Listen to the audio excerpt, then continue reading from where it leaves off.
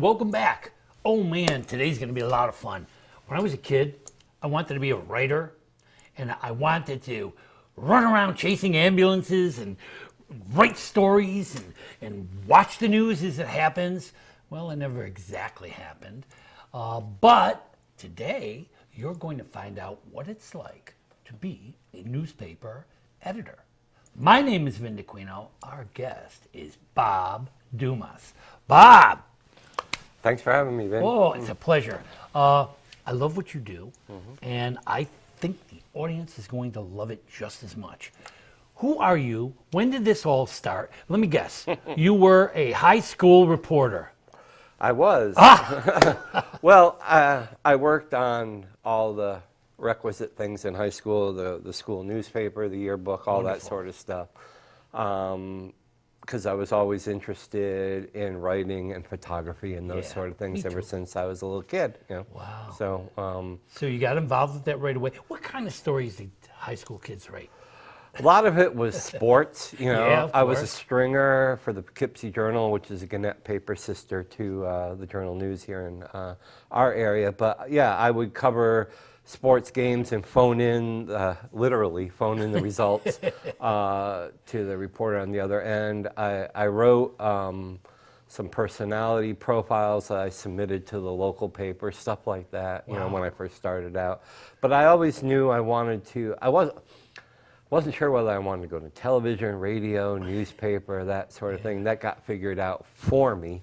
But since I was a little kid, I knew I wanted to be, I won a poetry contest when I was in second grade. Wow.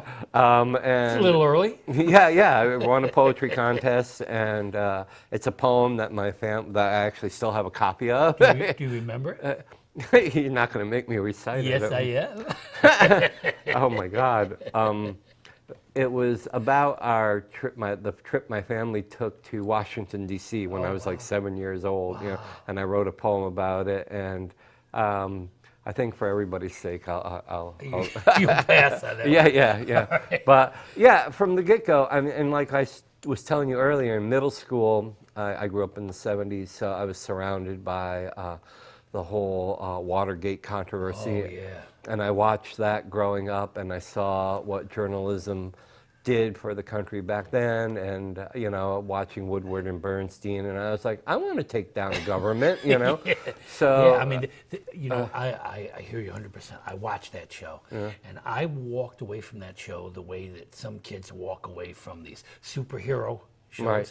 I was like, I'm going to be a reporter. Right, yeah. I had lofty aspirations for sure, knowing that just like anything else, it's not as glamorous. You don't see, you know, sausage tastes great, but you don't get to see how it's made, you know. So it's the same idea with journalism. The behind the scenes isn't as sexy. Yeah, some of it's tedious. Yep, some of it is, but like I was telling you before, every day is different, and that's why I like the job. So give me an idea. What is a Bob Dumas week? A good week is when, on any given day, when I get to sleep in a little bit, but that rarely happens. But our week is kind of like inside out. We publish, our paper hits the stands on Thursdays, so everything is in preparation for that day. Right. So Monday is the day when we all come in and we do, which is known in the industry as lay out the paper. That's where we get little dummies of what the page looks like as far as where the ads are placed on the page. So we get to see each. So ads first. Ads first, yeah. The salespeople sell the ads. The art department creates them, you know, with the logos and what they're going to look like, and then the publisher, the company, he lays out the paper. He puts the ads on certain pages. Then we get a chance to see what those pages will look like, So and you we can know fit the articles. wrap the between. articles around the ads.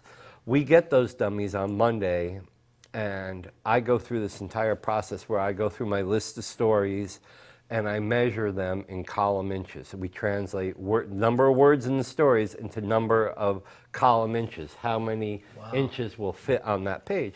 And then I kind of prioritize them. I know what I want on the front page, and then the subsequent pages inside, certain ones that reach a certain section of the paper, like home and garden or schools and camps, stuff like that. I know what category they go in, and I begin to lay out the pages. I will write on the dummies what I want on a particular page, if there's a picture, that sort of thing. And then they get handed into our production department, our art department. They're known as paginators. Wow. And I call them the pagaladies. And, and that department begins to take what I wrote down and actually create the magic on their computers. They design the look of the page, the size of the... This happens every single week. Every single week. I always say it's like we're the hamster on the wheel, We just keep going and going every single... So that's what happens on Wednesday. And then when I come in on Tuesday morning, I get to see printed out pages of what it's going to look like, in color. I can see what each page, and my job at that point is to go through each page along with another proofreader, and we just kind of go through. There's no mistakes anywhere in there. We don't do, at that point, we don't do like highly detailed proofreading, but we just go and make sure all the jumps from page to page are correct, headlines are correct, bylines, that sort of thing. We check captions, we try to go over as much stuff. And then that gets shipped. Back in the day when I first started, it was literally shipped. Now it's all done through the internet, through emails in the cloud and stuff like that. But it gets, one way or another, it gets sent to our printer in New Jersey. Wow. And then by Tuesday night, we have 5 papers altogether, 4 others besides Mahopac News. Wow. They all get shipped to our printer in New Jersey, who begins printing them on the physical paper Tuesday night, Wednesday morning. Wednesday morning we go down, they get shipped from New Jersey up to White Plains post office, where our folks go down and pick them up and bring them up here where they're disseminated. Have you ever gone to the Jersey plant where they print? Not me personally, no. I went with a group of Boy Scouts. Fascinating. Yeah. Absolutely fascinating. All the newspapers, you see all the different companies or the different newspapers around it, who's doing what, and they're like little cities, each of these people doing their own thing. Well, finding a good printer is important, and it's harder and harder because there's not a lot of stuff being printed anymore because of the internet. So to find a good printer who does quality job at reasonable prices, they're becoming, they're the unicorn now. Tough stuff. But we have a good one. And we, once you find one, you stick with it. So now, when is it too late for a story? When, somebody calls you in and something big happens, but too late. Well, if it's big enough, it's never too late. We'll stop the presses. Yeah, we literally will do that, and we've done that a couple of times in the 4 years I've been with Mahopac. We've done it a few times throughout my career, where something happens. Let's say it happens on a Monday night after I've laid out the papers. If we haven't shipped, if it's been shipped to the printer, well, then there's nothing to be done. Yeah. But if it hasn't shipped yet, we will reboot. We will go back and I will write the article on the fly, literally with one phone tucked under my ear and typing and getting it and proofing it, and then kind of reimagining the paper, taking down stuff that we had there and replacing it. I was going to say, that now you're going to have to move things around, you're going to have to shift things. But is that exciting? Yeah, oh yeah, you live for those moments. It's nerve-wracking and tense, but then when it's all over and you breathe a sigh of relief, there's a sense of pride and everybody gives high fives. But I remember a couple of years ago, Under Sheriff Pete Combery passed away on a Tuesday morning. He's a big deal. He was from Mahopac. He was an iconic figure in the county. And we pretty much had all the paper laid out, and then I get this phone call that he had died. So we stopped what we were doing, had another reporter make some phone calls, and we just started getting information about him from the sheriff, and we cobbled together this news article at the 11th hour, tore down what we originally had on the front page, put that up there, and boom, we had the whole story about Pete on the front page. So you actually got it right in there. Yep. So it's stuff like that. Yeah. Now, what about we talked about this earlier, ambulance chasing. Do you chase fire trucks and ambulances? No, not literally. As far as, we have different sources. that will let us know. We have different services, a Firewire on Facebook that will let us know when there's an accident or a fire or something like that locally. And you know, we rarely will send somebody to see. We have a correspondent in the fire departments that takes photos. So and it's a stuff lot like that. easier these days, right? Yep, a lot easier. He will email me photos, and I will have them within 24 Just hours. like, you know, with the emailing, I remember when I first started writing, 30 years ago, I used to have to send the manuscripts to the publisher, and then they would go over the manuscripts, and they'd mail it back to me, and then all of a sudden this internet was like amazing. I mean, I can send them changes in an hour. Yeah, it was a game changer, especially for like a weekly paper, because we come out on Thursdays once a week. So in the old days, if something happened on a Wednesday in a weekly that came out on a Thursday, you'd have to wait a whole another week before you would see it in the paper.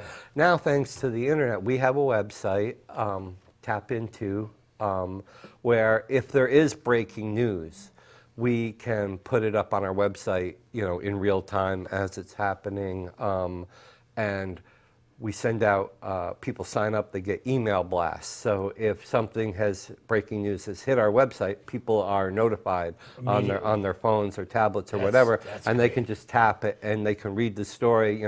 There was a fire has broken out, there was a bank robbery, whatever, they can read about it Right then as and quickly as we get the information. When we have blackouts and things like that because of the storms, if we have power in our office, we're able to keep people updated as to what's going on in real time. Yeah, wow, That's a good service, what but it's would never you a lot say of fun. was your most exciting moment? In my career? Yep. Probably the coolest thing I was ever involved in, it was way before Mahopac News. My first job in journalism, my first editorship was up in Pauling in Dutchess County. Yeah, I know it well. Yep, and I worked for a paper in the 80s there called the Pauling News Chronicle.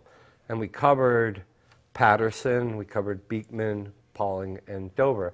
And up in Dover, the Wingdale hamlet, there was back in the 80s was the thing called Division for Youth. It was the old psychiatric hospital up there. Right. Had been converted. Huge.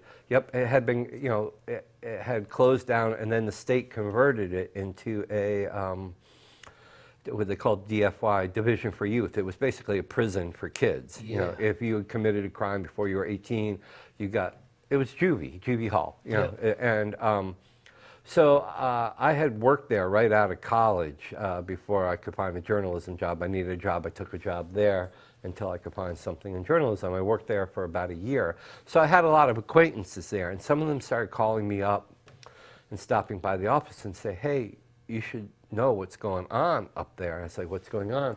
So they alleged all these things, untoward things, like drug running from the Bronx up to the facility, a bunch of other salacious things that were going on there between staff and inmates and stuff like that. I started meeting, it was like Deep Throat all over again. I was meeting these people late night at diners, and they were sneaking me out Xerox documents and stuff. We wrote a 4-part series about the corruption in this facility. Wow. And it basically wound up with them having, sweeping changes up there, people getting fired, the whole thing getting turned around and stuff like that. That to me It's pretty exciting. I can imagine. Was pretty, especially for a young journalist. I think I was like 26, 27 at the time, and to be involved in that. And that was fun. Yeah, I mean, even me now, and I'm doing, I've been working on Sybil Ludington for 20 years. Mm-hmm. And just recently, I found a box of family papers in New York Historical Society with letters from Sybil herself to and from the grandchildren. It was like, whoa, you want to stand up and go, hey, everybody, look what I just found. Yeah. And then you realize everybody just look at you like you got three heads. Okay, sit down. Yeah. So that was probably the most compelling thing so far in my career. So that's pretty exciting. So you became what you wanted to be. Yeah. I started out, I went to school for communications. I wasn't sure how, and I started out doing stuff like this in the Yeah. TV studio, and they said, you know, Bob, you have a face for radio, you know. So I went, so I became a disc jockey on the local campus station Wow. and did a little DJ work, and then they said, Bob, you know, you really have a voice for newspapers. You know? So, but I noticed in all these jobs, radio, television, news, Yeah. involved a lot of writing, and Yeah. I kept kind of gravitating towards that, you know. I always liked Is there writing. an art to being a journalist? Well, yeah, I think the best way to describe it is I was, even as a little kid, I was a newspaper junkie. My father would bring home the paper after work, and I'd grab it out of here, and I loved to read it, you know, turn to the back to the sports pages first. But when you read a lot of newspapers, you get a sense of the rhythm and the flow and the lexicon and Yes, that's right. and the way these things are written. You can take journalism classes and they can teach you the fundamentals, but the rest is more instinct and experience. Yeah, you know. I was a teacher for 35 years, and for a very short time of that, I was newspaper advisor and literary journal advisor. And it's painful sometimes to try to get all those things in, to know what goes where, and it drove me nuts a little bit. Right. Well, in my last couple of jobs, I've been kind of like the senior guy on the staff. One of the things that I'm often charged with is mentoring young reporters. We often hire a lot of kids just out of journalism school. And it's one thing to go to journalism school. It's another thing to go and be plopped down in the middle of a town board meeting or a school board meeting and go, okay, ferret out the story and write it. That takes experience. I remember my first one at the aforementioned paper that I told you about, the first town board meeting. If you'd never been to one before and you're like 23 years old, your eyes glaze over. You have no idea what the heck is going on in those And things. sometimes it's, again, so boring you want to scream. Yes. And other times it's so exciting. Right. It's like, whoa, what did he just say? And there's other times where you think it's boring, but because you don't know what's going on, it's not. You know, it's like really important, but Yeah. it goes through, you know. I know. So, So here's a real big question for you. What do you tell a kid who wants to be a reporter, and what makes you go to the boss and say, get this kid on the staff? well, first of all, I'll try to talk them into picking a different career. I say, you know, because listen, you don't get into this business to get rich. You know, as everybody knows, newspapers are struggling just to stay alive I know. today. You're fighting. I mean, even with me, I read a lot of the paper online. I mean, I subscribe so that I can go online and read, but at least I'm reading the paper. Even though it's on the computer, I'm still reading the paper. We're fortunate in that, I'm not going to get into it now, but our business model has been very successful. Our papers are successful. We make money, so we're thriving. We're adding papers rather than closing down. That's wonderful. So we keep going with that. Because Now, people have said print is dead. yes, Print is not dead. I think that's more applicable to the big dailies around the country Yeah, because yeah. people get, you know, the New York Times, the Los Angeles Times, the Chicago Tribune, and in Washington Post, Miami Herald, all these iconic papers are struggling because all the information that they print, you can get, you know, the national news, you can get just about anywhere. Thing about papers like Mahopac News, we're hyper-local. If you live in Mahopac and something's happening, Yep. good or bad, how are you going to know about it? Well, That's right. That's right. you turn to your local paper and you can find out what the new stores in town that are opening, or you can find out what the local town board is doing with this law or And that it's budget. important to your life. You know that, I mean, it is important to know that the store you've been going to for 20 years is closing. Exactly. And for the next year, they're going to be rebuilding. Right. And you can't go there. Right. Or if the rec department has a program they want to make you aware of, or you know, there's an event coming to town. How do you get the word out? You know, Yeah. this is Yeah. one of the So functions you that we really provide. have to have your finger. Yep. And we're great. We have great readers. it's a great community, and they love the paper. So they're always, writing me, texting me, emailing me, telling me about, hey, do you know about this or that? And that's how we find out a lot of our They had a information. recent article, thanks to you, on my book. Mm-hmm. Everywhere I went, they said, "Hey, you were in the paper. You were in the paper." I said, "Wow, everybody in this town reads that paper." Yeah.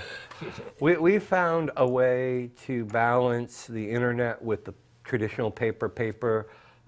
We have a website, but we will place those articles up there. We try to keep it alive and kinetic, with new content every day, fresh. But we try to put the paper at the fore. That's the thing.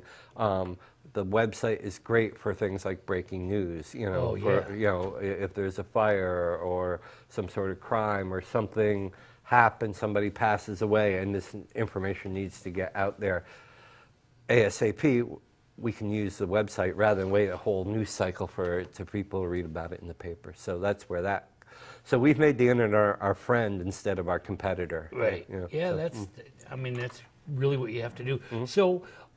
So it's an exciting job. You just... Right, and it's one of the reasons I like about it is it's not necessarily 9 to 5. And no 2 weeks are ever alike. Right, we have to do stuff, but within that stuff, it's different. We have to do same things every week, as far as prepping for the paper, but within that context, things change. You never know what's going to happen, and sometimes I like that, and sometimes I know sometimes leave me alone. Yeah, if you want to have a personal life, it's a challenge. It's a challenge. You find yourself on the weekends listening to the news and keeping your ear to the. Well, I listen to. I'm a news junkie, so as far as national and state news, I'm watching that. But on weekends, Mahopac's a big town. There's always something going on, sometimes planned, and we make, I assign people to cover this or that. And then other times stuff happens that, was not planned. And so you have to be, You find yourself busy on nights too? Well, we do a lot of night work in that we cover meetings, town boards, planning boards, school boards, so. I told you a funny statement a reporter said to me once. I said, "Do you ever have to go to meetings?" He said, "I've been to so many meetings. I said the Pledge of Allegiance more times than any American I know." So you do have to go to these meetings. And say the Pledge of Allegiance with everybody else at the beginning of the meeting. And I've said it quite a bit myself over the years. Yeah, so we go and we sit in. We were talking about the internet before. One of the things that's different about these meetings now is they're required to be broadcast, so they're on your local so cable. If you miss them, you can watch them. Right.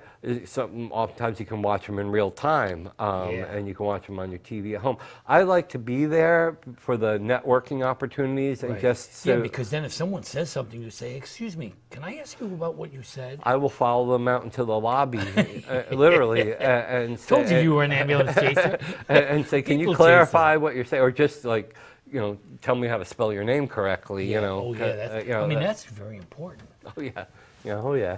Especially if it's little kids. So. Do you ever get hostile people who say, "Why did you put that in the paper?" Oh yeah, all the time. You have to have thick skin in this business, and you try to do the right thing. But sometimes, sometimes if it's something bad, people don't want their name in the paper. Right. They don't want anybody knowing it. But it's unfortunately your job to get it out there, good or bad. We are the watchdog of local government. That's another reason why I like to have a physical presence at the meeting. Those guys need to know that we're there. Well, politics is tough because there's two sides to every story. Right. A community, a municipality doesn't have a local paper. To me, it's a dangerous thing. They need that check and balances. They need that somebody there that's writing about it, that's putting it out there. As long as you're fair about it, I think the Carmel Town Board wouldn't be sad if they saw us all go away, but we have mutual respect for each other, and as long as you treat them fair and do your due diligence and make sure you do those follow-up phone calls and get everybody's point of view, you're that must be difficult too. When you hear a story and you say, "Geez, I don't know, that doesn't sound right." You have to check right away before you get that in the paper because you're so limited in time. Right. It's got to, but if it quacks like a duck and walks like a duck, it's a duck. But, it's got to pass that smell test. But, yeah, like I said, for me, I've been doing this so long, I know. And, when you come to a community, when you're fresh, when you're new, there's an element of trust that has to be established. They don't know you. They're going to be a little bit reluctant to talk to you. But over time, they'll see if you treat them fairly, they're going to be more open to... Have you ever had a situation where you said, I'm not running that, that doesn't sound right? Oh, yeah, all the time. Oh, yeah? Yeah, that's the job of an editor. You're the goalkeeper, you know? And you have to make sure that what that says, and you're right, if it smells funny, it's probably funny. You got, there's a litmus test that it's got to go through. Other stuff, you're just regurgitating what happened at a meeting, routine stuff like budgets and code changes and public hearings and things, projects and bonds and stuff like that. That is everyday machinations of a municipal government, and you cover all that. But anything above and beyond that is different. You got to make sure you get your sources in. Well, Bob, you make me want to be a reporter again. Oh, no. So, put a desk out there for me. Yeah. Well, I know you can write, but just because you can write doesn't mean you can report. There's a difference. Beautifully said. Yeah. And any other beautiful things you want to say to these people? You have about 1 minute and 20 seconds. 1 minute and 20 seconds. Well, I want to thank all our readers. I want to thank you, too. You're right. Thank you for what you give to the community. It's important. We need to know what's happening, when it's happening, why it's happening, and who it's happening to. And you do that for us. So thank you for fulfilling your dream. Thanks for having me on the show. And thank you for doing what you do for us. And I loved your book, by the way. Oh, thank you. Yeah. And thank you for tuning in. Thank you for being part of One on One with Bob Dumas of the Mahopac News.